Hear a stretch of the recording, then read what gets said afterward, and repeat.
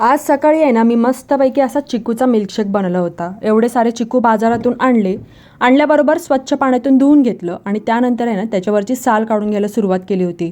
चाकूच्या साहाय्याने अशी साल काढून घ्यायची, जिथे खराब भाग आहे तो सुद्धा काढून टाकून द्यायचा. आतल्या बिया काढून घ्यायचा आणि सर्व चिकूचा गर असा प्लेटमध्ये काढून घ्यायचा. एका मिक्सरच्या भांड्यामध्ये हा गर काढून घ्यायचा. त्यानंतर चवीनुसार साखर टाकायची, थोडंसं गार दूध टाकायचं आणि सर्व छान असं बारीक करून घ्यायचं. थोडंसं आहे ना, मी इथे स्ट्रॉबेरी पल्पसुद्धा ॲड केला होता आणि पुन्हा मिक्सरच्या भांड्यामधून छान असं फिरवून घेतलं आणि हे सर्व आहे ना, फ्रीजमध्ये 1 ते अर्ध्या तासासाठी मस्तपैकी सेट व्हायला दिलं होतं. अर्ध्या 1 तासानंतर बघू शकता, इथे आपलं गारगार असा चिकूचा मिल्कशेक तयार आहे. वरतून थोडीशी पुदिन्याची पानं टाकली, पण तुम्हाला जर आवडत असेल ना, त्याच्यावरून तुम्ही ड्रायफ्रूटसुद्धा ॲड करू शकता. मस्त असे बारीक कापून खूप अप्रतिम लागतं आणि उपवासाला सुद्धा आहे ना, हा चिकूचा मिल्कशेक तुम्ही पिऊ शकता. खूप छान लागतं. उन्हाळा सुरू आहे, असं गारगार काहीतरी बनवून प्या. व्हिडिओला लाईक करायला विसरू नका.